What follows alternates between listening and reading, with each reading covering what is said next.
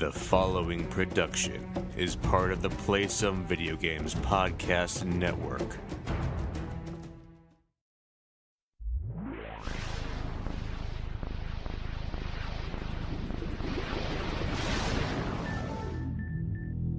I know you, your past, your future.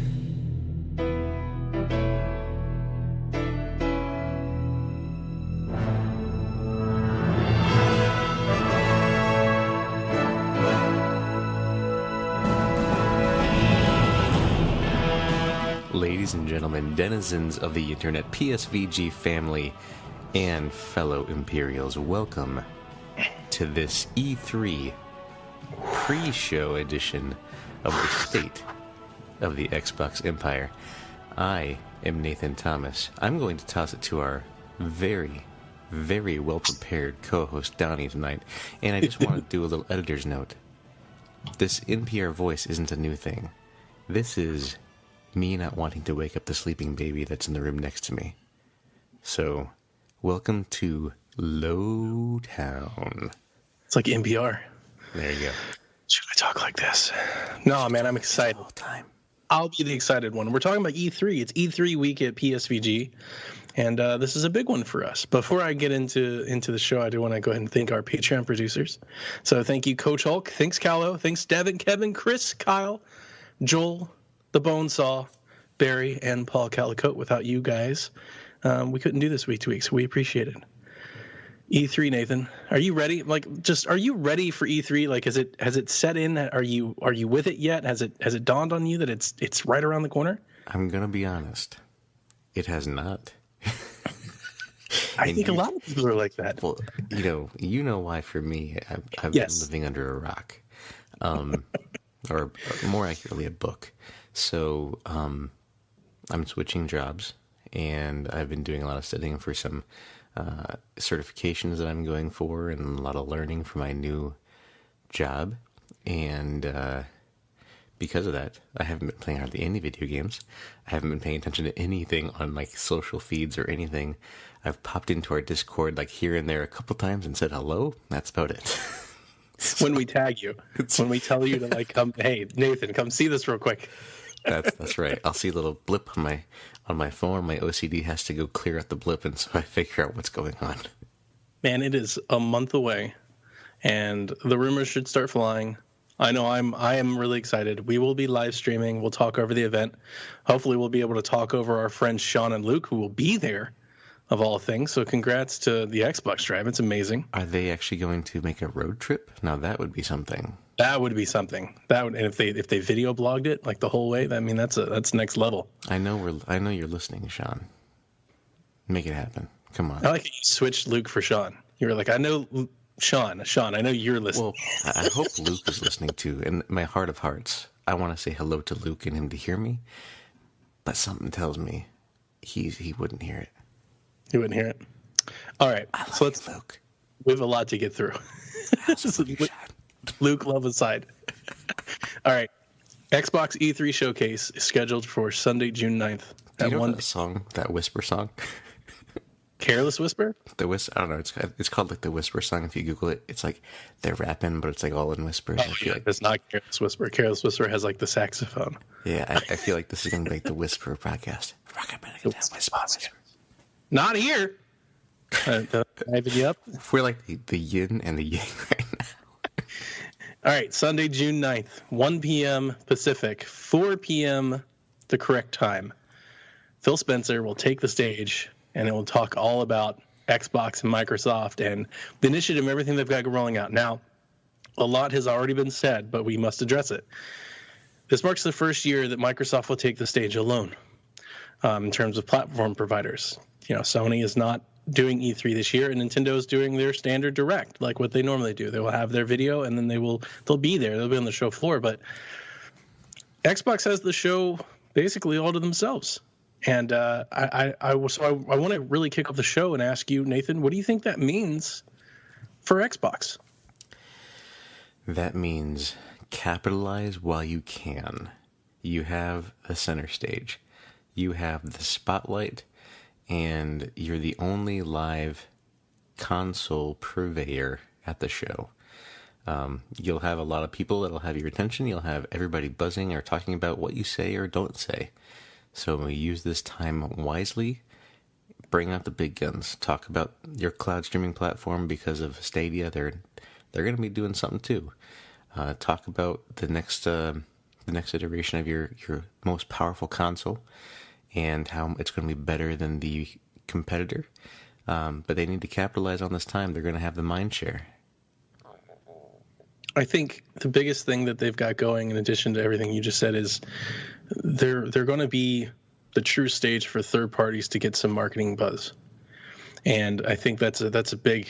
I mean, that's got to be a big get for Microsoft. Like right now, if you want your game, if you want all the E3 eyes on your product and you're a third party, you've got to go to Microsoft. So getting on that stage should be a big deal. And I imagine that they will have a lot of partners there, and they will show a lot of games.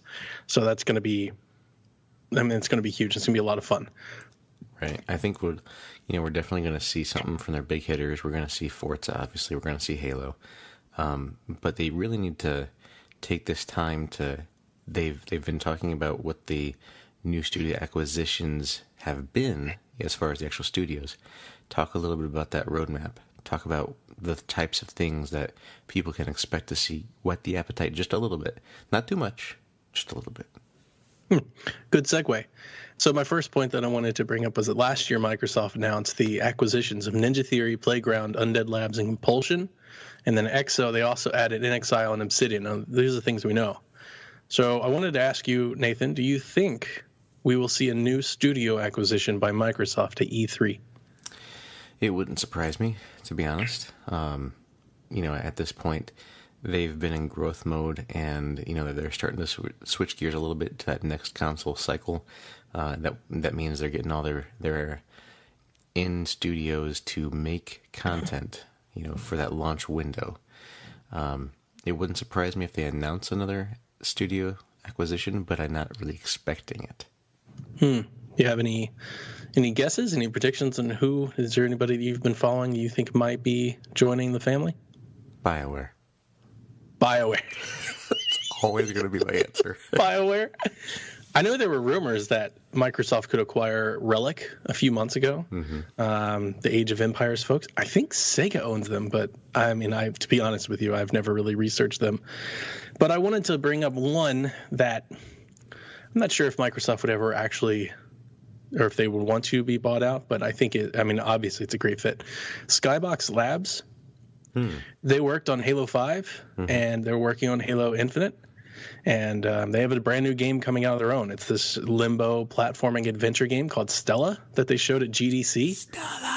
Stella.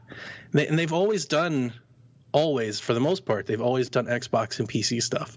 So it fits right at home with what they're doing. I mean, obviously, they're already working on Halo. So I don't know if you need to. It's kind of like a second party already.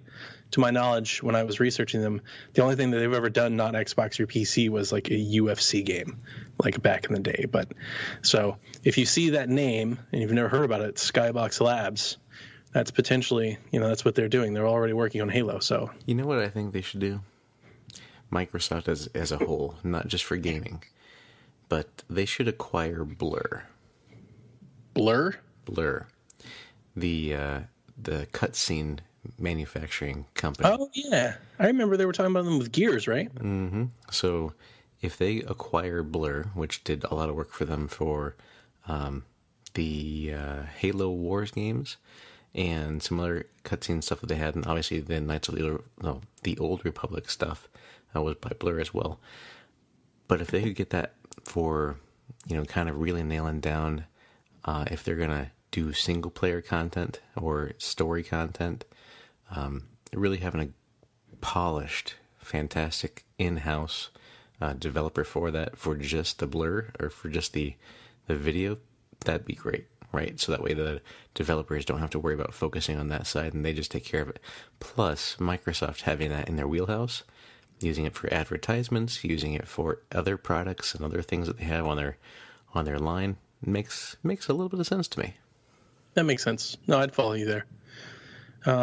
from the new additions, these new studios, not the ones we're gonna get into all the games, but the new ones, the recent folks that just joined the family. Are you anticipating seeing anything from them at this show? I mean, we know that In Exile and Obsidian have projects, so I don't. I mean, I think we'll see those projects, but I don't think we'll see new projects from them. So I definitely think, is it the Outer Wilds? The Outer Worlds, not to be confused with, the Outer Wilds. 2 different games. Right. Since that is a recently acquired studio, they're probably going to get some time on Microsoft's stage. However, we know this is going to be a multi-release game. So that'll be something that I would expect to see from that side of the house. Nothing Launching a new. Game Pass? I definitely think it'll launch in a Game Pass. That'd be the way to brand it, right? Right. I would say they come out and say everything that you've seen on the stage today launches into Game Pass day one. Could you imagine that? That'd be insane. Launches into Game Pass day one, Xbox One X enhanced. Oh, and by the way, at the end, mic drop, if you have an Xbox One X, welcome to the next generation. And then they talk about the new console that'll come out, which will be like the next step up, but still, any game that comes out will be backwards compatible to Xbox One X, and that'll kind of be that new entry point. You're going too fast. You're just ahead. It's like you're looking at my notes. That's what I'm doing when I'm in the Zen mode, man. I'm just kind of like, what's Donnie thinking right now? That's true. I definitely feel it. You're in my head. I think it's time we see what Ninja Theory is working on for Microsoft. I think it's time. It's been a few years since Hellblade. Hellblade has made its way to everything. You can play it on Switch and PlayStation, Xbox, PC, and everything else. I think it's time we see not it doesn't have to be gameplay, it doesn't have to launch this year. I don't think that's going to be the case. But the brand new IP that Ninja Theory is bringing to the Microsoft stable. First person, single player, get excited for an exclusive game. And I think that's why they brought Ninja Theory on board. That's what I expect from them. Why would you say that would be a first-person game? I'm sorry. I was just thinking single player, and I got confused. No, just like single player, campaign adventure game. Just the thing that I've been saying for a long time has been missing in their stable. Ninja Theory, with Hellblade is great, but they also have DMC, Lineage and things like that. So I don't know where they would go. They have Heavenly Sword experience, so anything like that I think would be a welcomed addition, but really new IP. And as we start breaking down the games, this will be something I'm focused on. And I think Ninja Theory is ready to showcase something like that. What do you think? Do you think you could? Are you expecting to see Ninja Theory? It's nothing tangible. I mean, it's too soon, unless they've been working. Concept, yes. Like if they come out on stage and say, "Hey, we're working on a game like this," but it's too early for them to even be doing that. I unless someone has something tangible to show, don't bring them out. You know what I'm saying? Let them work and focus on that in the background.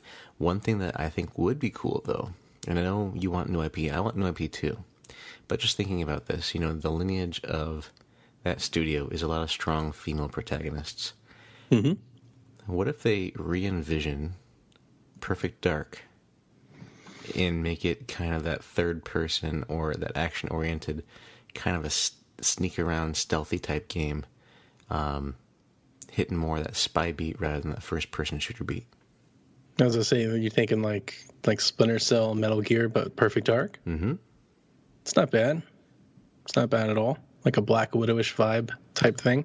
Ooh, that'd be very good. And I think that, everybody's getting that Marvel itch right now, so Nintendo's got their Marvel exclusive, and Iron Man's got that VR thing over on the PlayStation. So maybe a Black Widow game. That would be kind of cool. That wouldn't be bad. We also know that they have the Initiative. They're a big, brand new studio in Santa Monica. We have no idea what they're doing. Do you think we'll get a proper introduction to what we can expect from the Initiative? All I know is that it's made full of developers from great projects, right? They've got ex-Naughty Dog folks, Crystal Dynamics folks. They've got all kinds of folks there. Tons of talent. Like, they put a lot of money into it. Are we going to start hearing from them? That is the one studio that I think that we will probably see a concept trailer from. Nothing in-game. I think it's, again, still probably a little too early, but I think you could see some sort of story-type trailer that says this is what we're working on from that studio, because that's that quad A level, right, that they're wanting to talk Right. about. That's supposed to be their new prime, their new big dog. So it would make sense to bring them out and talk about what they're working on. And I think they've been cooking long enough that there could be a good, 3-minute trailer that they can drop for whatever their project is. And I think it'll be, that'll be kind of that crescendo moment where they can say, and we've been piling up these new studios. Here's what we've been working on at the Coalition. Check this trailer out. Everybody's excited about what they show. I'm betting on a new IP from them, but there's a lot of opportunities in the Microsoft staple to bring back. That would be really cool to see them on as well. However, we're all fans of new IPs. I'm not beholden to what's come before, but I do like the nostalgia every now and then. Sure. No, I'm with you there. I think Microsoft's position in the market, I think they're thirsty for new IP. Microsoft has got to start building new wells. I think this generation, they've been going back to the same well a bit too much. So I'm all, you know me, I love my Gears, and I want to see Fable and all that, but they need another pillar or two. They need a couple more. I do think we see Playground Games showing Fable. That's been the long rumor since last year. It's been the long rumor. Eurogamer ran it. It's not like a back forum rumor. Eurogamer said that they're working on Fable. Oh, I don't know. I don't want to get too excited, but you know how I feel about Fable. You've been playing it recently. I beat it. I beat Fable 3 again. That is I didn't want to bring that up on this show because I wanted to keep it all all E3, but just to take a brief moment. Fable 3 has been X enhanced, and it's incredible. It looks great. It looks so crisp and clear. And I recently played this game. It wasn't 3 months ago. I think I was talking to Josh on PSVG, and I told him I tried to play Fable, and it's like blurry, and it was old looking, and I was like, oh, I don't want to. I popped it in. I wanted to see what the X enhancement was like. I played it all day that day. And then I came back the next few nights and played it all day, and I beat it. I beat it again. I beat it for the second time. It's so good. So I am very excited for Fable. I would love to see Fable. The question, there's no way Fable's this year, right? I don't know, because they were pretty quiet last year. That would be like a 2.5 years since Eurogamer told us, and I think when Eurogamer said that, I think they were saying that they were just putting the team together, like they were just ramping up this second studio. So that feels real fast. I don't think it's possible. Yeah, so if that's the case, the timing doesn't work out. They wouldn't be out just yet. So, but they should have something to show. Yeah, definitely. They're gonna, hopefully talk about it and show a little bit of what they're working on. It'll probably be a reimagining, or maybe just something in that universe. Maybe it's a whole different timeline. Brand new reboot. I mean, it's a new studio. It's it's not Lionhead anymore. And you can't. I was thinking that you can't do what they did. You'd have to. You've got to make it your own. Right. Well, I think the Fable charm needs to be there to kind of make it Fable. You know what I'm saying? Because it's always kind of got that goofiness to it, and got the bit of a silliness, but just really rock solid gameplay, a good story. If they can hit that, that's kind of Fable in a nutshell to me. I just dressed up like a chicken to lead chickens back to a chicken coop. So are you some sort of chicken chaser? Now, the thing that I hope that Fable continues to be is I hope it's still single player focused, which I think it will be after Legends. I want it to be open world with light combat and magic. The one thing that I really hope they keep from Fable 3 is the light kind of city builder, like empire builder stuff. I don't know if they'll keep doing that, but I really enjoyed like taking over shops, taking over like houses, building my own world in addition to going off and completing a quest, but making the world my own as I did that. I think that really set Fable apart from a lot of games, and that's the one thing that I'd really hope that they'd keep, because I thought it was a lot of fun, because you could always go and rescue the princess. You could always go on that Golden Path quest. But on your way there, and you take over a few shops, become a a bar owner, take over a fruit stand, like build a house, get married, like the relationship building and all that was a lot of fun. And I think it was. I always loved it, and I think it was a good fit. And I'd like to see that stays. Mm-hmm. I would. But so you think it'll be there? I think the so. Nathan Thomas prediction? That is my guarantee pick of the week.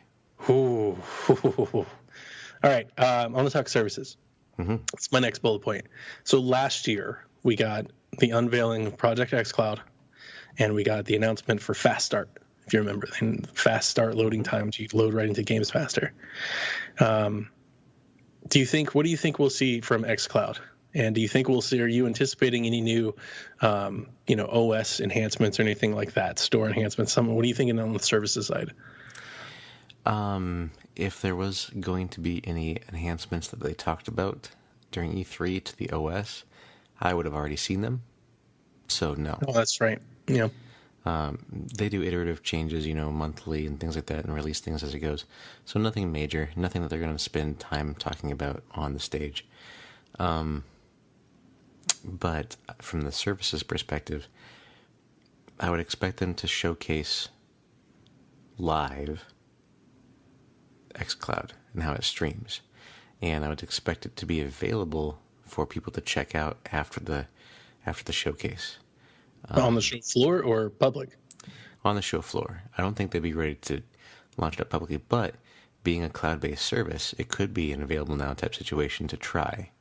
Like a beta? Mm-hmm. So let's say they say any Game Pass members now can access xCloud, just log into this app or whatever, and your Game Pass games or select Game Pass games, like let's say Forza Horizon 4, is available to play on Game Pass on xCloud for free, limited time trial. Something like that. I really like that idea because they would kind of replicate what Stadia did, and they come out with one game that's available that's real easy to install and play. Because we know we've seen it already. Yeah, like a test run. I like that. I was going to say I think we'll see xCloud on stage demonstration. I think they'll talk about support and devices. One of my predictions that I don't want to talk too much in depth about, but I've already kind of said on Shaq, I think Nintendo and Xbox is doing something. I'm not sure what they're doing, but I think they're doing something. I think this could be one of them. I think we could see xCloud announced for Switch. So do you think we see Phil Spencer on Nintendo's, Direct? I want to hold this. I want to hold this until we get there. Okay. I just wanted to make that point here while we're talking about xCloud. Is I think it could be one of the things. So yeah, I'm with you. I think we see xCloud. I think we get at least a date for the beta and a date for the launch. I would like what you're saying. I would like for the beta to be available soonish, and then the launch date, September 1st or whatever, something later on. Well, with Microsoft, it's always November. So if they were to launch something, it would be in November. It's a live platform for all devices. Do you think they'd still hold that? So I think they do, this test phase, and then they do like a beta user rollout, but then an actual live systems go full rollout. We're ready to turn all our servers on in November. The last thing I want to ask you about xCloud is something that we and a lot of people are not talking about. Do they announce pricing for this, and what do you think it'll be? So one of the things that everybody came away from the Stadia reveal was, how much is it going to cost? What's the structure? Am I paying for games this way, or am I just paying for a service, or is it a combination of both? If it is coming out this year, I would expect pricing to be announced. So if we are going to see it within 3 to 4 months, you'll see pricing. If it's in November, they might leave that for an Xbox Direct closer to, if they're not ready for that yet. But in my mind, they've already got the pricing set. So if they're going to really come out, and if Stadia by that time announces their pricing, Microsoft will for sure announce theirs. And I guarantee you it'll be less than Stadia's. That's interesting. We feel like we have a standoff here, and I'm wondering if we're waiting for one to bite the bullet before the other. If the reason Stadia hasn't announced is they're waiting to see what Microsoft will do. So Microsoft, their big bread and butter is the Azure Enterprise. They have that backing Google doesn't quite have that inroads yet, right? It's usually, if you're in the enterprise world, your Azure or your AWS.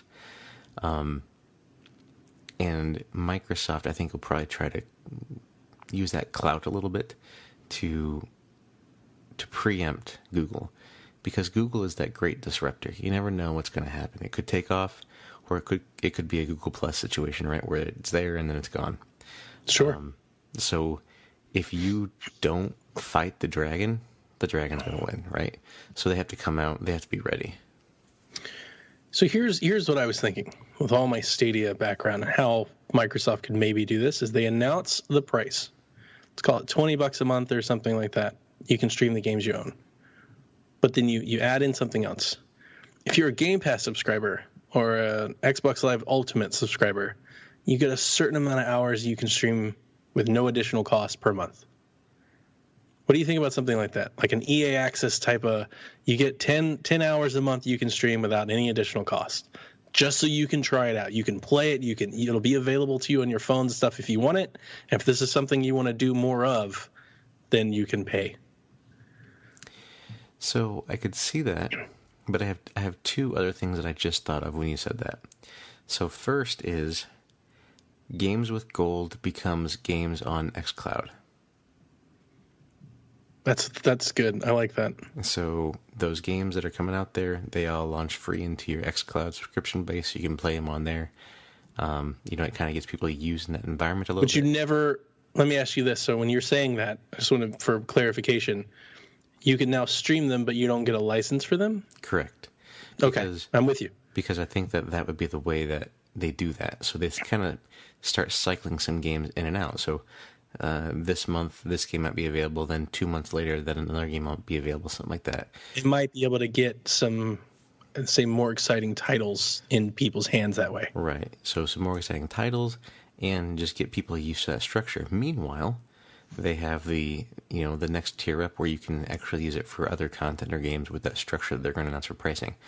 But to get people's feet wet and to experience what it'll actually be, if they switch that games with gold model to, what they're doing today to that makes it more people ready to understand, hey, I can do this, I will do this, I'm doing it already, and now I can pay an extra $20 or whatever it is a year or month or for 3 months, and I can play everything on xCloud on my phone, wherever I'm at. Cross-save, cross-play, all that good stuff is then taking place. The thing I'm wrapping my brain around xCloud and Microsoft that I can't really seem to figure out, but I think it's going to happen. I see the point. I can see Phil Spencer in his T-shirt. I know what he's about to say. He's going to say that you no longer have to wait for games to install to play them. That via xCloud, the moment a game is ready, you can play it right away while the game loads in the background.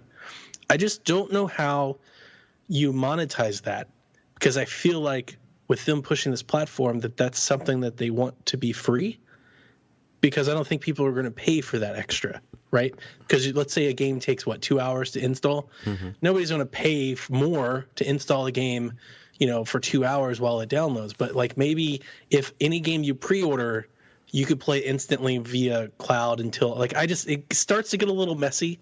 And I definitely don't think they're going to give xCloud away for free, although I think that'd be amazing. But I think there's something to that. I think that's the note that he's going to try to hit. But I don't know how that works money-wise. Riddle me this. What if they announce Halo 6 or whatever, right? And they say, if you pre-order this, now you get the xCloud version available to play. And you can play that right away, and then when the game starts launching, or, as far as the install stuff goes, you'll have the ability to just kind of play a slice or something to kind of that's what I'm thinking. That's where I kind of go back to EA Access. I think it's got to be time-based. I think you can get xCloud in people's hands in a way that people want to take advantage of it on a timer-based model. And maybe that doesn't earn you a lot of money out of the gate, but let's say every game you pre-ordered, you had 5 hours xCloud access. So while you're downloading that game, you can play that game for 5 hours via xCloud while it's playing. That's a win for the gamer. right? Like we're sitting there, we're like, great, now I don't have to wait 6 hours to play the game. Especially these brand new huge games. These games are getting 100 gigs. Like that takes a long time to. I had to download CFDs again because I wanted to try to play this. It took like an hour and a half for me to download it. It took a minute. It's 45 gigs. So I think there's something there. There's value. I just don't know how you monetize it because I think they have to earn money from this. They can't just let you stream games forever for free. So I think they'll have a monthly subscription. But I think a way of getting people in is, doing something like that. If you pre-order the game, if you own the game, you get a certain amount of time that you get to play this game. And if you want to play xCloud more, because you think about it, because then in my mind, I'm thinking they show you that and the crowd applauses, like, yay, no more load times. But then they go, and you can play it on your Switch and your phone and your PC. Oh, you're at the airport? You don't have to be at your Xbox anymore to play it either. And I think that's where maybe if they start that promotion, if they lead with that foot and market around that kind of accessibility, now all of a sudden people are going, maybe $20 a month isn't all that bad for this. Like I'm playing Halo on my phone. That's pretty awesome. Maybe they start to get some inroads there because I think we both agree. I'm trying to make a long point short. I think we both agree that the market's not really ready for this. Stadia, xCloud, whatever. There's going to be trepidation to a streaming platform. So what you got to do is you got to make it easy for somebody to pick up the controller and give it a try. And that's where I'm constantly coming up with weird ways of them doing that. So I had a second thought, when you were talking back there. Do you remember PlayStation Home? Yeah. The whole thing with PlayStation 3. So you would add your processing power to the cloud. So what if they did something like that, where you can say, if your Xbox, you're not playing it and you have it on an instant on mode, you're adding your power to the cloud, for some processing, helping out on this NX cloud. And if you do that, you get free or discounted access to NX cloud when you're playing. I just think that's way too messy for E3. That's even my thing is too messy, but even my thing, I'm still thinking it's they've already kind of done it with EA Access, right? EA Access gives you a trial of the game when it launches. You get to play, the new Star Wars game for 10 hours, right? The new Madden for 10 hours. So that's not all that uncommon. It's not unheard of. So I think if they said something like that, it doesn't shock people. I think if they came out and said, every game you buy, you get to stream it for 5 hours for free. And then if you want to continue streaming, if you want to take your show on the road, here's a monthly pass, here's whatever it costs. I don't know. I mean, definitely leading into that convenience factor would be a win. Yeah. And competing with the emerging market with that streaming side, that'd be a good way to go. Do you think my logic is off base where I think Microsoft has a definite leg up on this next frontier of streaming because they also do local downloads? And I think when they announce this, that's going to be a part of the pitch. That's why I continue to think that the whole install time, they're fixing a problem for the gamer using streaming, right? It's not replacing what a gamer loves via streaming like Stadia is. So I think that's a huge leg up for Microsoft, and I think they'd be just remiss if they didn't pound that into the pavement. If I was Phil Spencer, I would. I would be like, hey, you stream this with, you're not your Xbox. We want you to play on our newest Xbox. We want you to play here. But hey, we understand it. You're at work. Pull out your phone. I think that's the way they go with it. And I think they lead off by saying, hey, we get rid of those install times. Hey, the new, they show off a brand new game. Cyberpunk 2077, man. It looks beautiful, doesn't it? It's going to be great. It's 250 gigs to download. It's going to take a while. Project xCloud, whatever they call it, Xbox Cloud or whatever. I think there's something there. There's something there that they can say about streaming that the competitor won't match. And, anytime you can differentiate yourself, I think that's good. Yeah, I think that if you enable something like that, if an install is taking that long, are you the right candidate for streaming anyway? It's true. But at the same time, still get to play it. Right. But they've already kind of fixed that issue with the quick loads, right? The preloads. That's one of the things that they've, brought out last time, like you said. So I don't really see that as being a big point for them. But I do think that there's something that NX Cloud will be able to bring to the table for this time and make it compelling for the gamer, right? Yeah. And whether that be, you buy the NX Cloud version of this game and you get the download as well, or whatever it is. I mean, there's got to be a licensing structure. Yeah, unfortunately, they're not going to let us stream the games we own for free. Right. Like, that's not going to happen. No. I'm bracing myself for that. I feel like a lot of Xbox podcasts and things have been, kind of going along that right, and I just don't think that's going to be the case. So No, I mean, there's going to be a fee. and not every game is going to be on NX Cloud. So you could have this wealthy library of 500 and some games. Maybe 3 or 4 of them will be on NX Cloud to play, and those are probably going to be the newest and most popular games. Mm-hmm. I doubt you'll see Forza Horizon 2 to stream, right? That's kind of an obscure game. Sure, it's good, but you're not going to see it on there. All right, we've beat this horse enough. Let's move on. So, Nathan, we know that they are going to talk about new hardware. We know that because Phil Spencer has said that. We believe that they have 2 boxes to announce. We believe that. That's from the rumors. We believe that they have a Scarlet and Anaconda model. So I don't believe that. You don't believe that. Mm-mm. So you disbelieve the people that are telling us that. I think that this generation is going to have 2 SKUs. But as I alluded to earlier, the Xbox One X becomes the base model. I like you then. And the bigger version is that one they're going to talk a little bit more about. So I brought that up when talking about next gen on PSVG, but I only fought you this a little bit to say this, that the rumored specs of the lower box are similar to Xbox One X in terms of output, but the architecture is extremely different. And I think that alone means that there will be a different SKU. It's a whole different chipset. It's not Jaguar base. It's all Ryzen. It's all different. So I don't think, they're apples and oranges, even if the raw teraflops are similar. So, but I love your idea.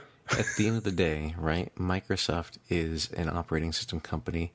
Microsoft Windows works on a plethora of processors and everything, right? I'm with you there. So it's not beyond their ability to make that happen. That's what I said. I would love your idea. I would, as an ex-owner, I would be happy with this news, but I just wanted to put that out there. All right. I mean, could you imagine anyone that just bought this announcement validating, them buying it, or you get a rush all of a sudden for people to be like, oh, this is the new thing too? I'm going to go get one. That could be the jumping off point for people to go, and I also expect a price drop, an MSRP price drop. Future-proofing somewhat. Mm-hmm. Yeah. So what I wanted to ask you is, what do you think we're going to see? Do you think we see a name? Do you think we get a date?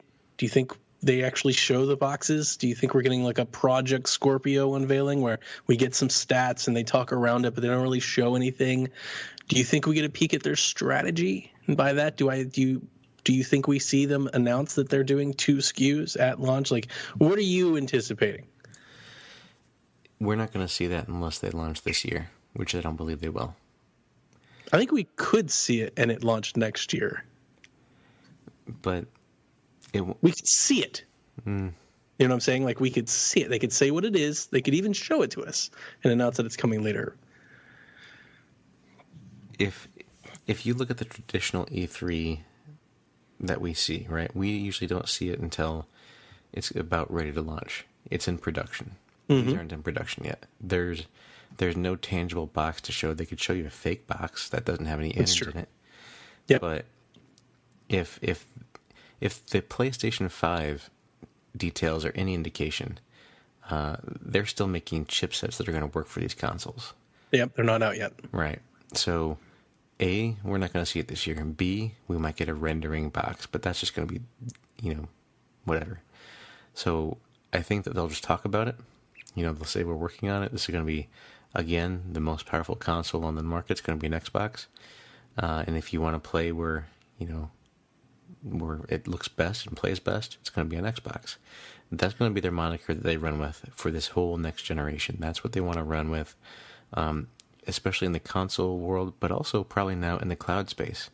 So they're going to be facing, I know we're digressing back into the other side, but they're going to be facing Stadia, and so they're going to want to still play Xbox, the most powerful place to play, whether it's in the cloud or on a console.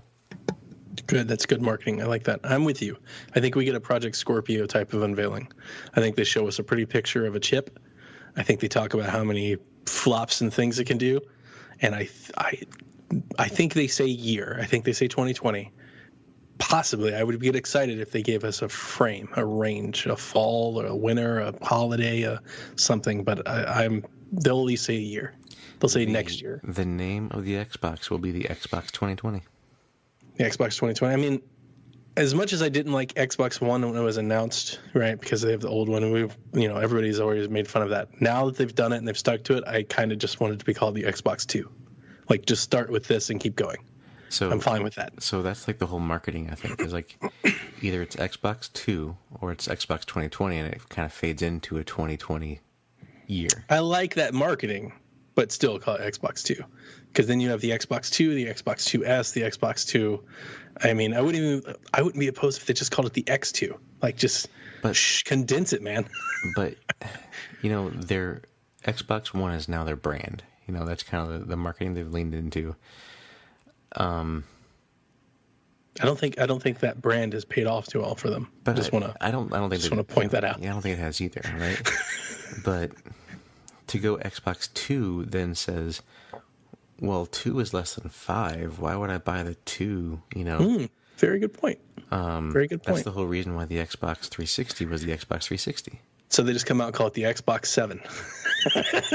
By that logic. No, I'm with you. That is a good point. So I don't know then. I don't know. Just give it a something. Give it some other kind of moniker. Yeah, we'll find out soon. Do you think they'll name it? Or do you think we'll just get projects? Do you think they'll say Project Scarlet and Project Anaconda? Yeah, we'll just get a project again like they did last time. That worked out pretty well for them, Yeah, I think so. Yeah, I don't think we need an actual name yet, but I hope they name it smarter than the Xbox One S All Digital Edition. That's what I'm saying. Get away from all the words, right? Let's just let's hire me for marketing. I can give you a better name. Let's just treat it like phones. I think that works. Like, people are used to it. So, like, you've got, and I've always liked that. I've always condensed the Xbox One in that regard. You have the X1S, the X1X. Just keep it going. The X2, the X2S, the X. Like, just keep it going. It makes sense. Xbox Double X. Starring Vin Diesel. All right. We've kept you long enough. We've talked about all this rambling stuff that nobody really cares about. What I want to talk about are games, Nathan. I've got a lot of games here. I want to start this off by stating that in my research, I noticed that a lot of games that I'm expecting to show up were talked about or shown last year. And that kind of made me sad. And it wasn't something that I was really thinking about, because I think overall I've been really excited for Xbox this year, right? We've had all the Xbox, the Inside Xbox news and EXO and the Game Pass and all of these, like the Xbox or the Inside Xbox at Game Pass. Like, all these events have got me really excited, and I've played a ton of games. And I sit back and think about it, and I was going through and I was looking, I watched last year's show, and I was like, there was a lot of games that I was thinking last year that we would either have or would have had by now that we still don't. And primary culprit being Ori. Mm-hmm. So I just wanted to read off just some games. I won't read them all off, but so from last year, basically all the games that dropped from last year outside of Crackdown and Forza are all third-party games. So almost every other, unless I've got it wrong, almost every other first-party game that was shown from last year, and I've got 6, including some other ones that launched, but like they just continue to get updated, like Sea of Thieves and State of Decay. They're still out there. Gears 5, Halo Infinite, Battletoads, Ori, Gears Pop, Gears Tactics. Are we expecting to see those at this E3? Like, do they get significant amount of time? I think Tactics and Pop come out this year. Do you think they come out that day? Pop, maybe. I don't know about Tactics. People are already in beta for Pop. Like, we have people playing Gears Pop. Yeah, I'm not sure if Tactics come out, but I think Pop is a pretty safe bet available now. And they've got to bring Tactics to Xbox, though, right? I'm sorry, I just want to interrupt you. Like, that's got to come to Xbox. They can't keep saying it's PC only. Yeah, I mean, it could be a Halo Spartan Assault type situation where it starts on PC, but eventually, or Surface comes over. Yeah, and then it comes over. Okay. But I do think that looking at that slate, right? You had Gears Pop, Gears Tactics, and also the actual Gears 6. Is it 6? Or 5? Gears 5. 5. Gears 5. I think that comes out this November. Yeah, I'm with you. So that was one of my predictions. I'll go ahead and say Gears 5 is dated for late summer, early fall. And I'm with you. And I think it's going to be great. And I'm going to be super excited about it. But the point I was really trying to make is if they spend an inordinate amount of time, so, the show's going to be, an hour, 90 minutes, something like that. They spend a lot of time dedicated to Halo Infinite and Gears 5. And we expect Forza Motorsport, right, on their cycle.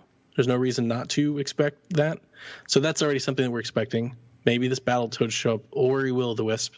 Like, do they talk about Sea of Thieves and State of Decay again?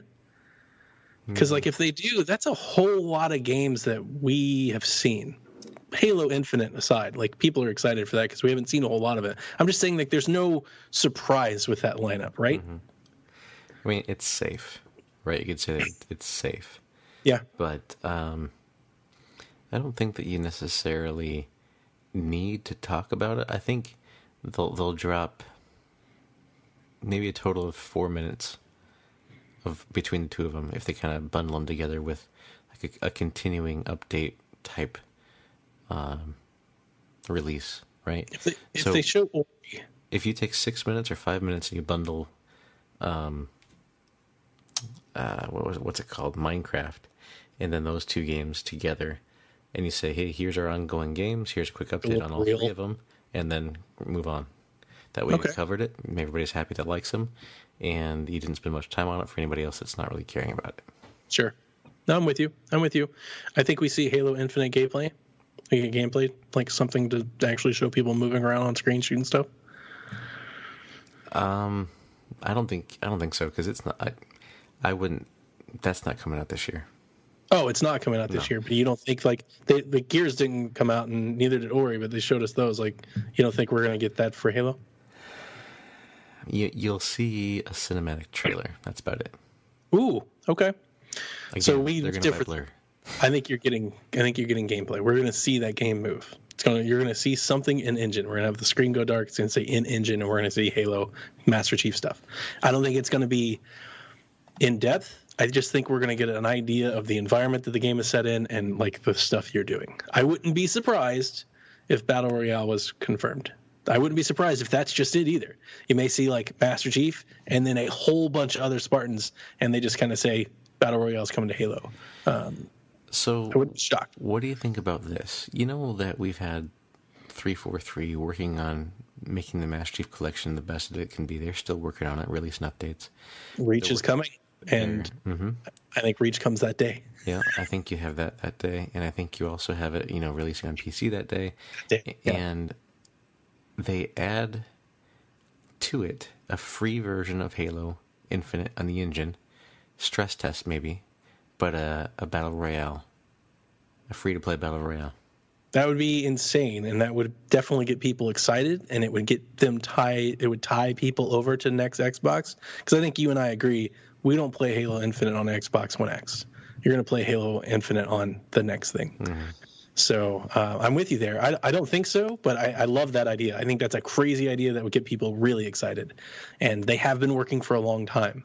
So I don't think that's outside of the realm of possibility. And I'm not the Battle Royale type, but I definitely acknowledge how popular the genre is. And I did say this in our Discord, and I believe it. Of all the shooter franchises that are chasing Battle Royale money, I believe Halo to be the best fit. The physics, the movement, the way you play it, I think that's the best. If they could do it, I don't think it has to be 100 people. I don't think it has to be that. It would be 50 people. Mm-hmm. But if you could do Halo and Battle Royale, I think it'd be huge. I think it would be a big get. So even if they used old assets and did it, if they did it in Master Chief Collection, not even Infinite, if they did it in Master Chief and then they said it'll continue on with Infinite. But I think Battle Royale for Halo makes a lot more sense than Battle Royale for Call of Duty and all the other ones that are cannibalizing themselves. The most I could see is big team battle in Halo 4, that was 30 versus 30, I think. Mm-hmm. So I think that would be your max player count would be 60 if you were to do it on that architecture. So you could probably do a battle royale with 60 players. That could be interesting. That'd be crazy. That'd be crazy. Before I start talking about other things, are you excited about Forza Motorsport? What do you want to see? What are you hoping for? Do you have any thoughts? I mean, I love Forza, the whole series. I play every one that's come out. I usually get the VIP version and all that good stuff. And every one is always better somehow, even though the most recent release is always still really good. There's nothing that I could really say that I want to see. I would like to see motorcycles, to be honest. That'd be kind of cool. Add motorcycles in the motorsport realm, because there's other games out there that do motorcycle track racing, and it doesn't feel right. It doesn't feel good. And if they could do motorcycles in Forza, that would be really cool. Is there a particular setting that you're thinking might pique your interest? What do you mean setting? Just where the game is. Yeah. Not really. I mean, they've all... Surprise you? There's been 7 iterations so far, right? And they've all been set in different places, and you kind of hit all the big, great locations. I mean, it'd be kind of cool, to be honest, if it was set in British Columbia. Okay. There's not a huge, big racing or anything, track stuff out there. It's just a very beautiful, vista. So either... If they put Forza Horizon 5 out there, it wouldn't be bad either. So, a couple of years, and I know Sean would be happy. Sure. Represent the Great White North. This will be the first motorsport version of the franchise that I think I'll have access to day one. So I will commit to trying it. But what I've played of them, they're not, you know me, they're not Horizon, so right. I'm not as interested. It's simulation. It's completely different. It's track. Yeah. It's all about... settings and gears and tire pressure and that's not me at all. Yeah, it's not arcadey. I have no interest. So I love it. I love messing around with that. But in my heart of hearts, I have more fun playing Horizon. Sure. Okay. I gotta say this: if Ori and the Will of the Wisp was shown and it's not out that day or soon, it's not going to be out that day. It's gotta. They've been showing this game forever. It'll be. I thought we were getting it last year. How long did we see Cuphead? And it took a little bit of time. I know, but they got to stop showing it. Donnie, if you want good things, you gotta wait. If you want to avoid crunch time, you gotta wait. I want them to stop putting 2-player co-op and races and stuff into Ori. That's what I want. I want them to give me my single-player adventure game. Leave it alone. It was perfect the first time. So you want them to release the Donnie cut so you can just have your stuff and then they can have your stuff later. Please. Oh, please.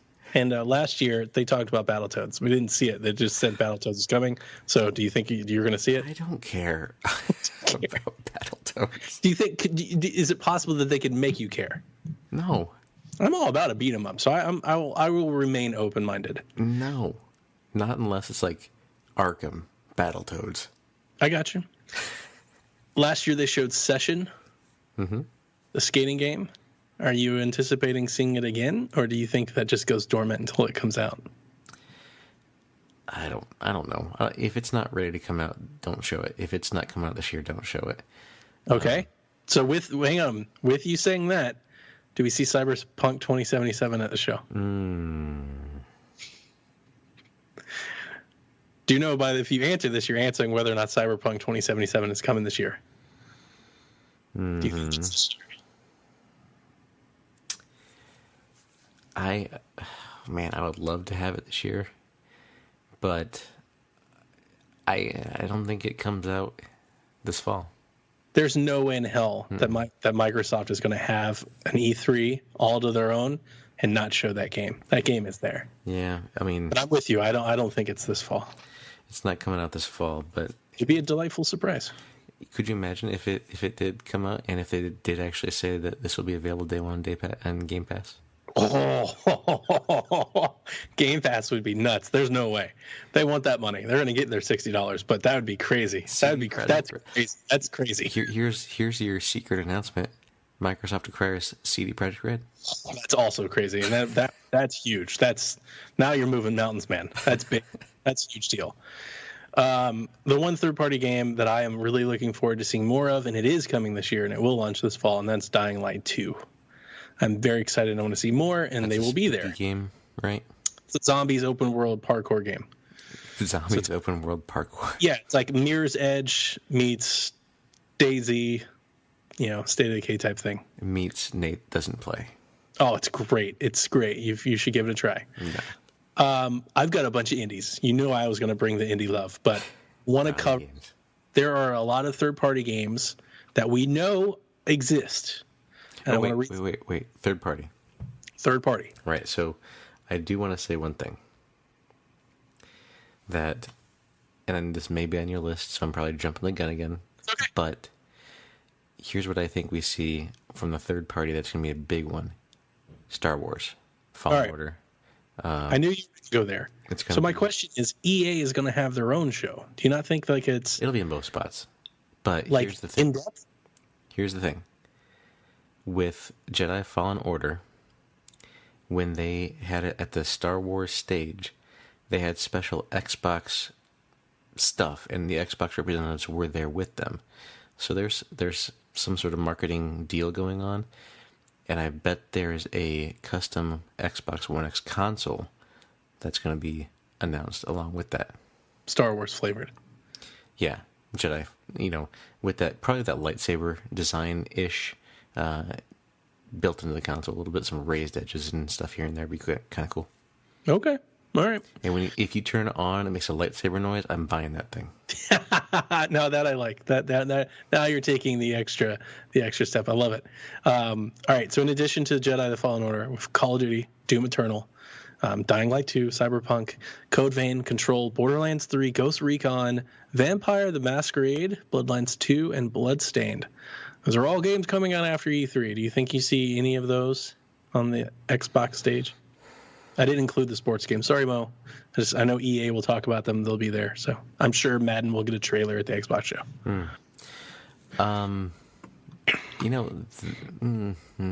No. I don't think that they see Doom because Bethesda's got their own thing, right? Again, we'll just see over there. Mm-hmm. I don't think you see Call of Duty because they had an exclusive deal with PlayStation, so you don't see that. You don't think PlayStation bowing out opens the door for? No, that doesn't matter. Install base matters, and they have the biggest install base. They're gonna jeopardize that for screen time. I'm with you. But these other ones that you mentioned, there's nothing that really jumps out at me that Microsoft wants to really get.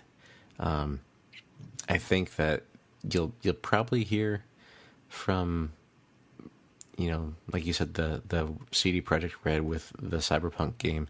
And the Control game, right? Like that'll be there. Control, yeah, that'll be there. I'm expecting that. They got good relations with Remedy. So, yeah, I think those are kind of the ones. I think they're going to focus on themselves.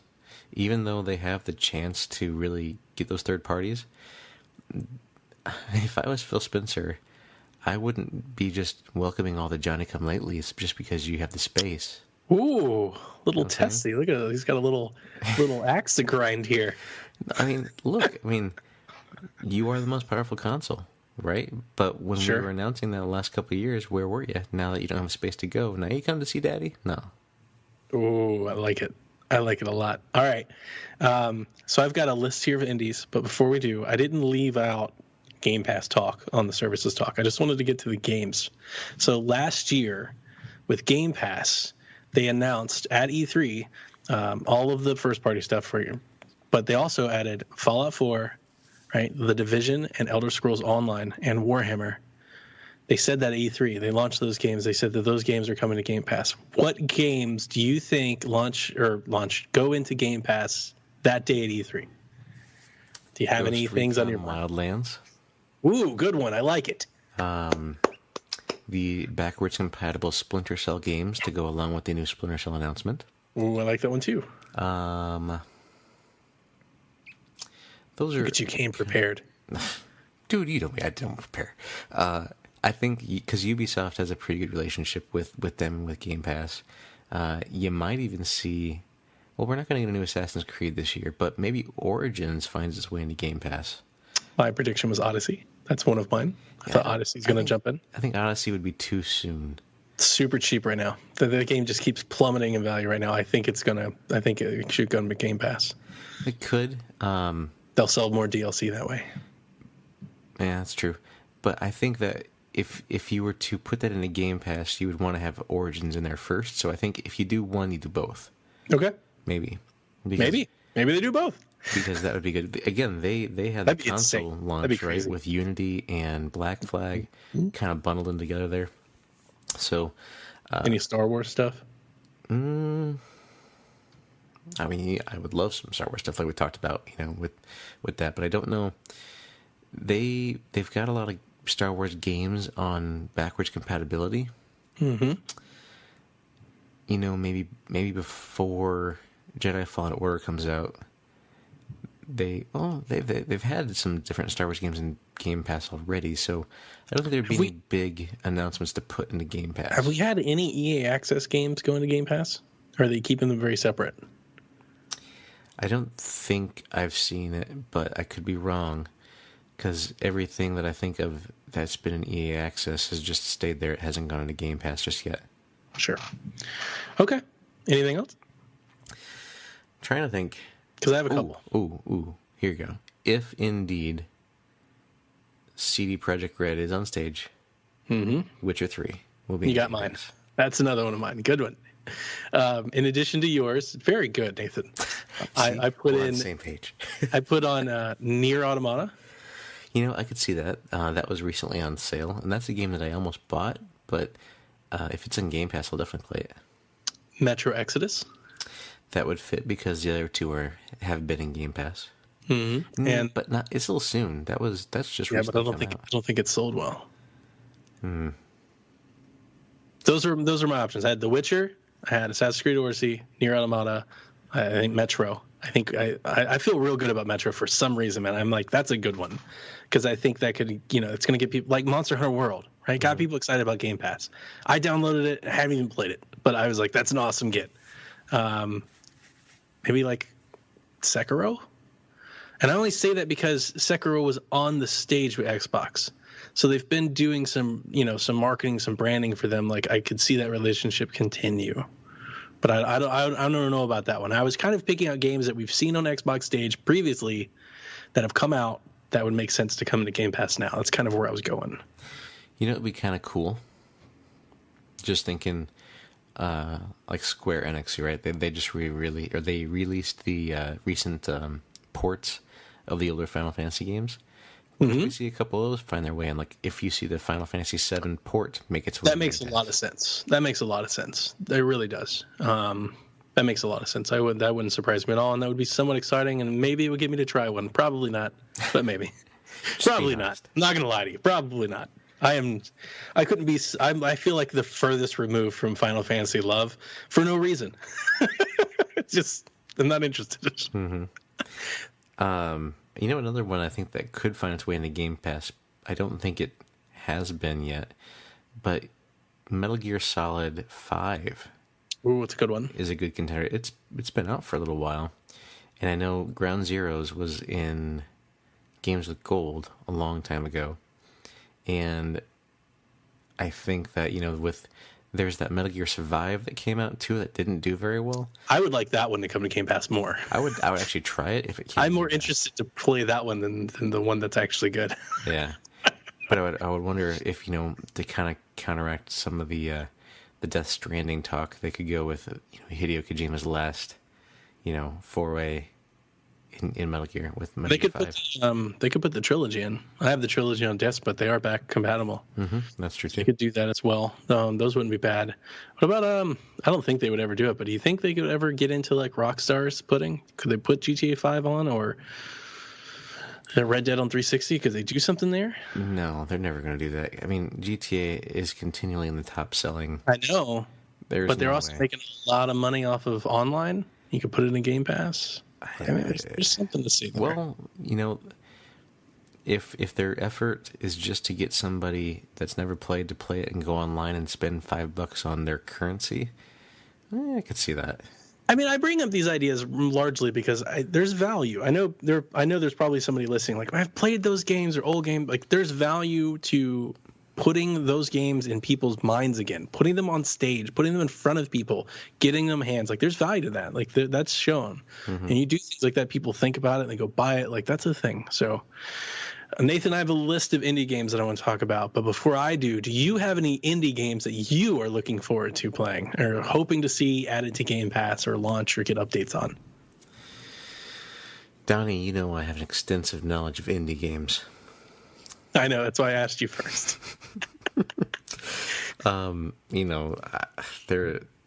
I don't have anything that I would really bring to the fore because, most indie games that I know are now technically owned by Microsoft anyway. So there you go. Sure. Okay. So I've got a list. I had one that I can't find. Oh, and it's going to bother me because I was looking at it earlier and it looked awesome. Anyway, so I've got my list, and here's my list. After Party. Mm-hmm. That's the Donnie game. Confirmed to be launching into Game Pass. They showed that at GDC. They had it at ID at Xbox Game Pass, but they didn't confirm it there. But I believe they confirmed it at GDC. We'll be launching in Game Pass. We've been seeing it for a while. It was shown last year. It was shown in their Inside Xbox show again. So I expect it to be shown and launched soon. Maybe not that day, but soon. Tunic. That's Zelda Fox. Mm-hmm. They showed that last year. I'd love to see an update for it. I've been following the dev blog diary through their Discord channel. It is coming along quite well. It's a one-man show, but that's a little bit misleading because he's brought in, I forget, the makers of another indie game that everybody loves. He has some help that's doing some things for him. So I don't know. It was dated for 2019, so if it is, I would love to know when it's coming. Speaking of Zelda Fox. Zelda Fox, so good. Backtracking just a hair, and I saw this picture of Mickey. Kingdom Hearts in Game Pass. Kingdom Hearts? Go ahead. Okay. Stella, which I already mentioned, right? From the Halo team, the folks that are helping with Skybox Labs. If you haven't looked this game up, think Inside.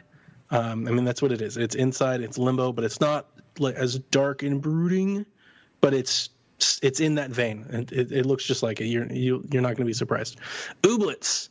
That's the Sarah Condi special. She's been talking about Ooblets since I met her at MomoCon, and they continue to keep talking about it and showing it. So that's one to put on your mind. Another one that's been on the Xbox stage before, Sea of Solitude. That's the one where the sweet lady, the developer who came up on stage, she almost like broke out into tears showing it to everybody with the, the girl on the boat going through the rain and the storm and everything's like Wind Waker-ish. What happened to Skull and Bones? I believe Ubisoft will talk about it and it will launch this fall. Like, that's happening. That'll be at the Ubisoft stage. The Forgotten City, Phoenix Point, Killer Queen Black, Blazing Chrome, Supermarket Shriek, Moving Out, The Outer Wilds, not to be confused, The Outer Worlds. These are all games I'm looking forward to, but I've got two more that I want to put on people's radar. One is Crosscode. That game is coming to Switch. It was announced at GDC. It's also coming to Xbox. I don't know if it'll come to Game Pass. If it comes to Game Pass, I think that's a huge deal. Crosscode was on a lot of people's, best game of the year last year on PC. It's action adventure RPG, old school stuff. I think a lot of people like it. One that I want to spend a little time on. Have you ever heard of a game called The Wild at Heart? I have not. They showed it at GDC. It's been making the indie rounds. It is one of the most beautiful games I have ever seen, and it is basically Pikmin. This is a Kevin Caroline special. It kind of has this storybook art to it, and if you've never heard of it or seen it yet, if it shows up on stage and you fall in love with it, just know I said it first, baby. The Wild at Heart. This is going to be a big one, I think. I looked at it. I saw a video. It's kind of hard to find because it's still it's very indie. I think it's very early, but man, is it gorgeous. It looks super fun. Donnie, I just had an epiphany. Uh-oh. So I think that we'll see Rocksteady on their stage. Nathan, the next part of the show that we were going to talk about, I was going to ask you if you had any additional predictions or anything you'd like to add, and I would like to show you my fourth bullet point that I had on my list. Rocksteady shows up, announces game that launches this fall. I don't know what it is. I've heard all kinds of things. I don't follow the superhero stuff, right? Like, this is the Batman people. They're not going to make Batman, apparently. A lot of people thought they were making Justice League, and then I think people came out and said that they're not making Justice League. Maybe it's Suicide Squad. I think everybody believes they're doing something Gotham-related. It'll be in that universe, and, they've been quiet for a while, so it makes sense. They should show up. There's no PlayStation. They should show up at Xbox. Like, they should show up on the Microsoft stage. So I'm with you there. You got one of my predictions. Do you have another one? Like surprise pie in the sky type thing, right? Hang on, I found the game because I was looking for it. There's a game out there, an indie game called Devil's Hunt, and it reminds me a lot of Devil May Cry. You're fighting demon stuff. Dude's got like a killer demon arm and everything. It's very indie. It's interesting only because of this. The game looks kind of like, I'm going to try to say this correctly. The game looks like a game that indie games don't produce. It looks like I don't know what the right way is calling, like a AA, AAA quality game. It's a third-person action-adventure game. It looks like Devil May Cry.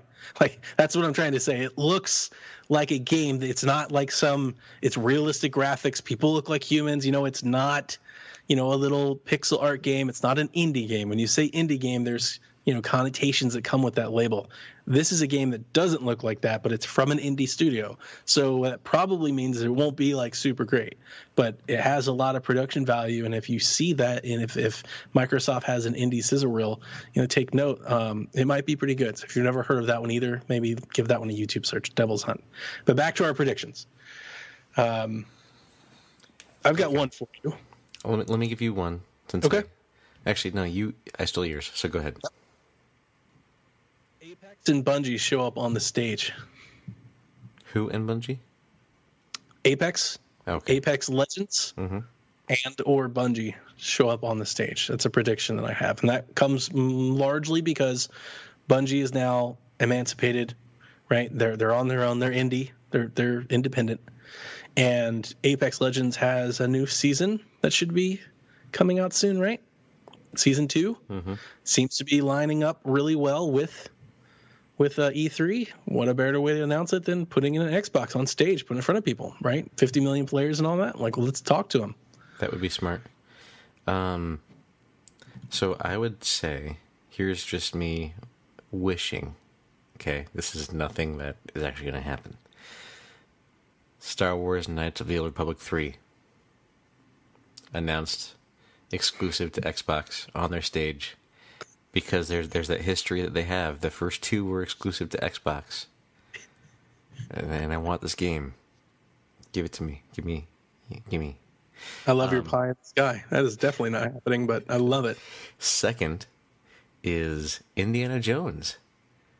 We actually get an Indiana Jones. We haven't had one of those for a long time. I think the last one was in. Was it Lego? Well, not kind of Lego. There was. The Emperor's something on the Nintendo Wii, and it was terrible. To interrupt you this time, there's a new Star Wars game dropping this December, right? There's going to be a Lego Star Wars game to go with it. Like, does that show up at E3? Those games sell well. It might. I mean, it might. It could, but if it does, those aren't EA games either. No, they're Traveler's Tale. Traveler's Tale. That's right. I was going to say TT Games. Who actually publishes it, though? That I don't know. Probably Warner some Brothers? big... Yeah, that sounds right. I was going to say probably some huge big label.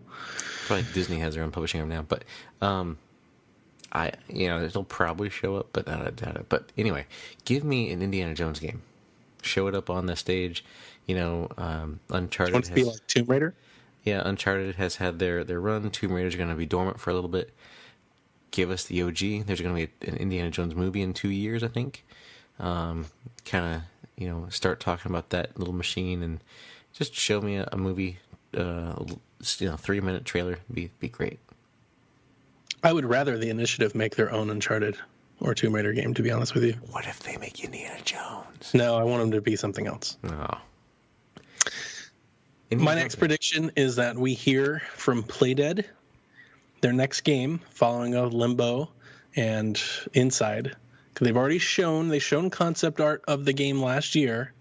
It looks similar to the games they make, right? It's going to be an adventure game. It looks like it has a little different tone. I want to say, if I remember correctly, it had like this sci-fi theme. I want to say I'm remembering a person in like a space outfit or like a comet, I think, from the images that they showed. But it's been a while. It's been, 4 years since Inside? 3? It's been a minute. I think. So they're ready. So in that game, I think they've earned clout. They've always shown it Xbox. I think they should show, and it should launch this year. Playdead's next game. So I'll give you my next pie in the sky. Not going to happen.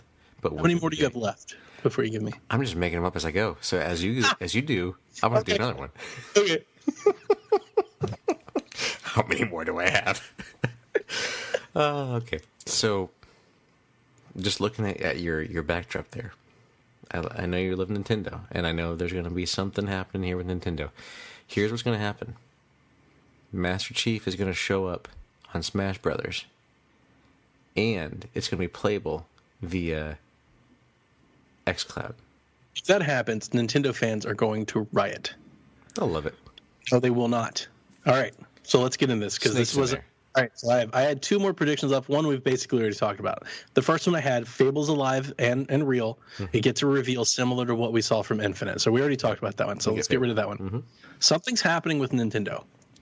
This is my prediction. I talked about this on Shaq 2 weeks ago, and I'm going to keep thinking about it and talking about it. But I don't think it's a coincidence that PlayStation's not there. I don't think it's a coincidence that Cuphead came to Switch. I don't think it's a coincidence that Ori was rated for Switch and should be released on Switch. Something is happening with Xbox and Nintendo. I don't know what it is. I don't know how deep it goes. I don't know how fragile this relationship is, if it's on shaky ground, if it's solid. But something's happening. And I just don't know. I don't really know how to describe it or what to predict out of it. I think Ori gets announced for Switch in the Nintendo Direct. Does that mean Phil Spencer shows up in the Direct? I think that's a step too far. But if xCloud is coming, if Xbox, Microsoft has a Smash character, if any of these other things are true, that all the internet has been talking about and fawning over, if Game Pass or Xbox Live comes to Switch or xCloud, if any of these things true, in one of them, any of them plus Ori, Phil Spencer shows up on the Nintendo Direct, and it's going to blow people's minds. So, Phil Spencer was in Japan 3 months ago? Was that what it was? Maybe it was longer than that. I remember he was in Japan saying... What if he walks out on stage in, like, a Mario shirt? That'd be fantastic. I'd be happier if it was a Luigi shirt, though. Xbox has been on this path since Phil Spencer has taken over to where they are propagating the brand Xbox. They're taking a Microsoft approach to video game. I don't want to say they're bowing out of the console wars. They're kind of making them not important. They're kind of killing the console wars. If anything, they're like, okay, you sold a bunch of this. We've got Game Pass and we've got subscribers and we're doing some streaming and these people like to buy our boxes, but we're going to play nice with Switch and we're going to publish our games everywhere they can be published. I mean, it's really insane. They're becoming the ultimate third party. I know we've talked about this ad nauseum, but this is an opportunity with them being the only folks that are going live with stage time. If you want to talk about how do they mic drop, right? How do they bring the house down? How do they win back the hearts in the mind space? If they go as far as I think they could, if they have a Smash character, if they publish a few games on Nintendo Switch, and by the way, if they have a Smash character, it's not Chief, it's Banjo. And I don't like that as much as you don't like that, but it's got to be Banjo because of the Nintendo history and the opportunity for how many copies of Rare Replay would sell on Nintendo Switch. Because I think that's my Nintendo guess. I think that if Banjo is coming to Smash, which I'm not a fan, I don't like Banjo, but I get it. If Banjo's coming to Smash, I think it's as good a guess as any that I think that follows with Rare Replay coming. And if you're thinking about that, they do Cuphead, they do Ori, and Rare Replay on Switch, plus like xCloud. That's a huge announcement, man. Plus, huge. If this all takes place, I would also expect a GoldenEye remaster on Xbox. Oh, you're breaking my heart. Like that's, I can't handle that. I want to have a heart attack. Phyllis. Oh, I can see him now. I mean, that's so good. But here's the thing. I think that either Miyamoto or Bowser walks out on the stage. It would have to be. Well, Miyamoto has been doing the goodwill stuff. He's the face. He was the one that, if Miyamoto walked out on the Xbox stage, people's heads would explode. It would be a celebrity deathmatch scene in the crowd. I mean, people would go just ape. It would get bananas. I mean, here's the thing. they have the stage, right? You do. If they want to go big, how much bigger can you go than bring out your competitor, technically? I don't even think they have to. And so I'm with you. If you want to go big, and that's what, by the way, Phil Spencer, when they were talking about E3, when PlayStation backed down, he said this is the biggest show ever. His words, not mine. I know everybody's going to say that, but like he said, we're preparing the biggest show ever. I want to say, I'm paraphrasing. He said something along the lines, we've got stuff you've never seen before. Take that for whatever you want. So here's how they show Nintendo on the stage. They're going to talk about Killer Instinct again, right? Because there's a history with Killer Instinct in but you're making it worse. Here's the thing. They're going to have two people playing on the stage. It's going to be Phil playing against somebody, and then he'll slowly have a chair turn, and it's Bowser. So here's what I was thinking. I think that you include them in xCloud. You talk about xCloud. You talk about how you don't have to wait to install games anymore. You talk about how you're going to do it. How you do it. All your devices, anywhere you are, including the Nintendo Switch. Reaches into his shirt pocket and he pulls out a Nintendo Switch where he's streaming Halo: The Master Chief Collection or Banjo. And now you've got 2 days because Microsoft goes on Sunday. Nintendo doesn't go till Tuesday. You've got 2 days where the media is going, is Banjo coming to Smash? What does this mean for Nintendo? Everybody's going nuts, right? He pulls that out, and he's like, I'm playing a little Rare Replay on my Switch. Oh, my God. People's heads will explode. Now, I feel like all of this is just pie in the sky wishing, but there's been so much. This is a year, Nathan. The last year to 18 months, we have seen Cuphead, published by Microsoft, on Nintendo Switch. We've seen them co-brand Minecraft and crossplay together. Things can happen. And this is one time where I don't feel like it sounds crazy, but a lot of things that sound crazy have happened. Mm-hmm. And I don't know. I just feel like this is the path that Xbox is on. They want to show people that it's not all just about the amount of consoles that you sell. It's about revenue. It's about brand. It's about customer loyalty. It's about services and subscribers. This is them taking I always say the next step. This is them taking the ultimate step in that direction. This is them planting a flag and saying, this is what Xbox is about. We're going to make games. We're going to sell games. You're going to play our games. We're going to provide games. If you want hardware, you have hardware, but it's like the least of their business focus. It's on how many boxes they sell. It's on everything else first. I think that's where Xbox is heading. I don't think that's really up for debate. I mean, would you argue with that? It's all Game Pass. Microsoft wants to be the most powerful. That's all they want, right? Yeah, but they can make that box and they can sell, 10 million of them and be just happy. Right. So they are still able to say the most powerful, and now they can also say, play all the games that you want to play. You can play Mario. You can stream Halo to your Switch, right? And if they go so far as to say, you can even go backwards and play Nintendo games on your Xbox, that's never going to happen. But if I could play Zelda on my Xbox, I would be very happy. I would actually play Zelda. That's the step too far. I don't think Nintendo will ever publish a game that doesn't run on Nintendo hardware. I don't think that the company is there yet because their value is their IP. And that's the difference, right? And we've talked about this, but the difference between Microsoft is that Microsoft's value isn't just the IP that they have. Mm-hmm. That is Nintendo's value. That's their only value is the IP they have. That's how they sell hardware. They don't sell their hardware because of Cyberpunk or The Witcher or because of Power or anything like that. They sell it because it has Mario. But that's why these two were like perfect partners. So remember how they released the NES Classic? Not to mention that both of them are getting their heads kicked in by PlayStation. That also makes them natural partners. Sure. Right. My enemy is my friend. Mm-hmm. But they released the Nintendo Classic, the Super Nintendo Classic. What if they just partnered with Xbox and said, you know what, we're not going to make another box this time, or maybe we will, but in addition to that, to reach a bigger market and not to be constrained by hardware, we're also going to publish it on Xbox. I don't know. I don't know. Like, if you're asking me, like, in the future, what could this relationship turn into? If this relationship is true, which it probably is not, I'm not trying to say that this is going to happen. I'm saying No, this is all, again, we're just dreaming. Right, we're just dreaming. If this were to happen, I could see a time where, because of xCloud, Nintendo provides some sort of streaming service to back catalog that other non-Switch owners could play. Mm-hmm. That's like about as far as pie in the sky that I think Nintendo would go for some time, because they're just very, old school. I wonder. So Xbox published Cuphead, Minecraft. All the rumors point to Ori.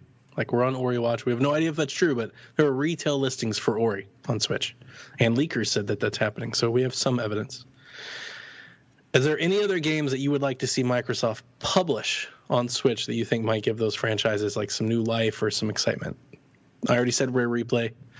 I'm thinking like old ports and things like that. If you are correct and I'm wrong, let's say they get Master Chief in Smash. He's definitely worthy of the honor.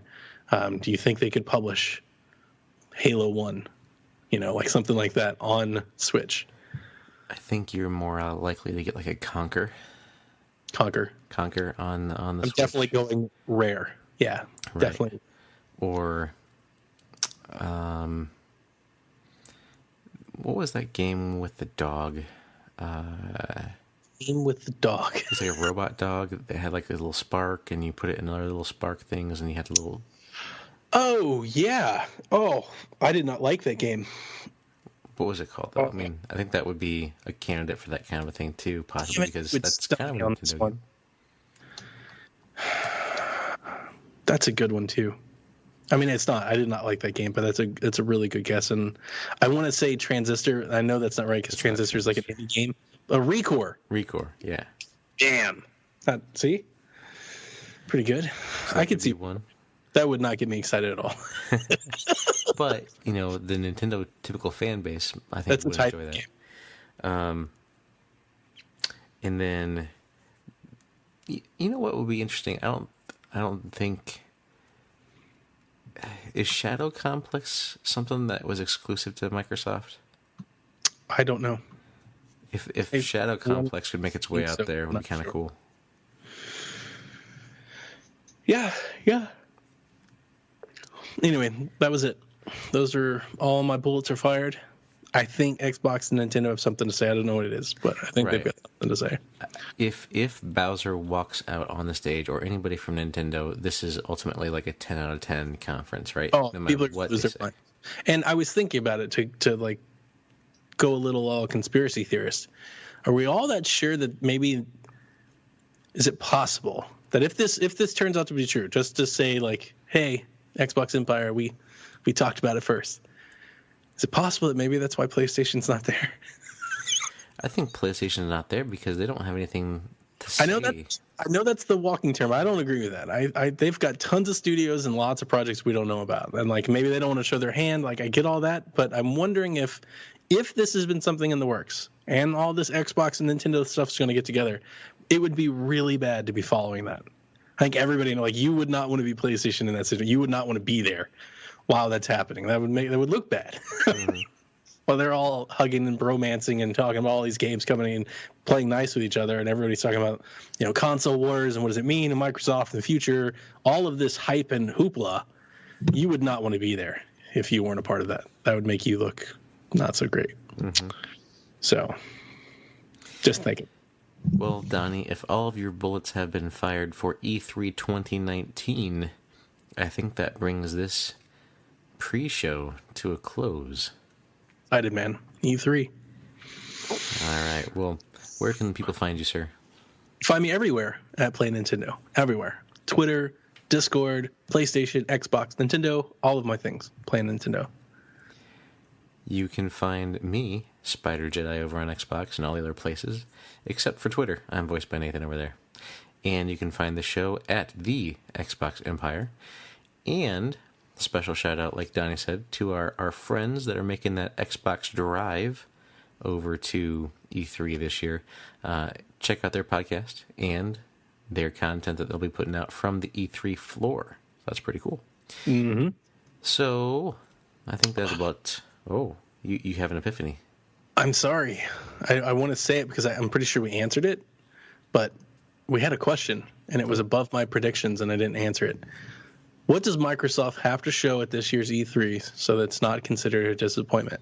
The question comes in from Josh. My answer was, as I posted in Discord, and his question is for it not to be a disappointment, what they have to show. Phil Spencer on the stage. If he's not on the stage, it's a disappointment.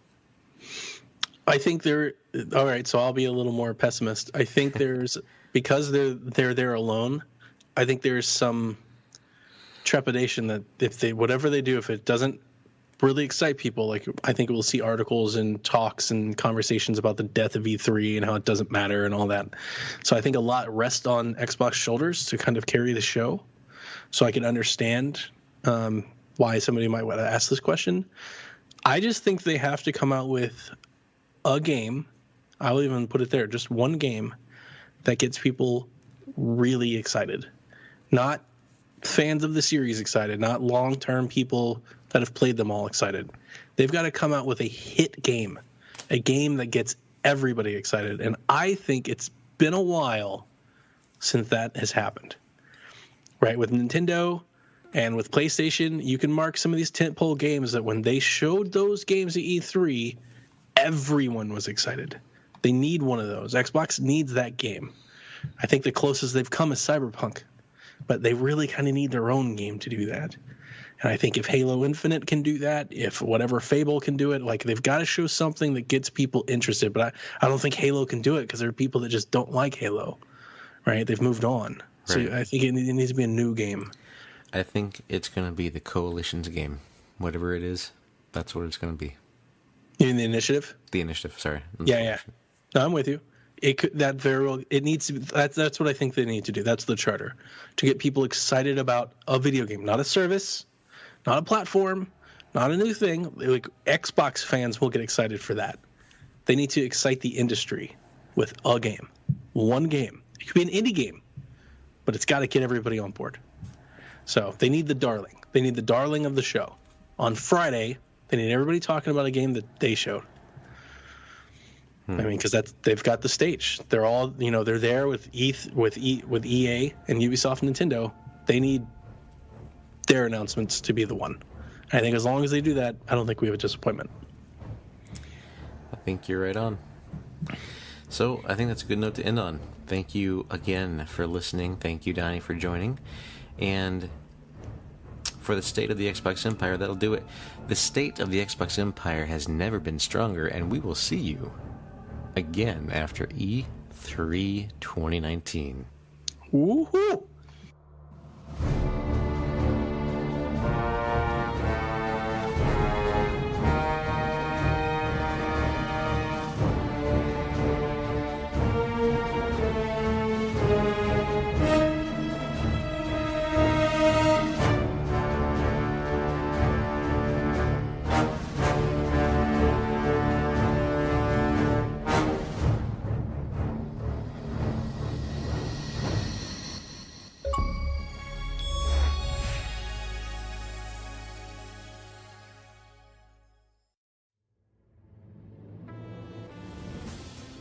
This has been a PSVG production. Any music, sound effects, or the like is owned by their respective copyright holders. No infringement is intended. The views expressed in this production are those of the individual contributor and may not necessarily reflect PSVG. This production may not be repurposed, reused, or redistributed without the express written consent of PSVG. PSVG is powered by patrons at patreon.com/PSVG. Become a patron to get special perks, including access to exclusive content.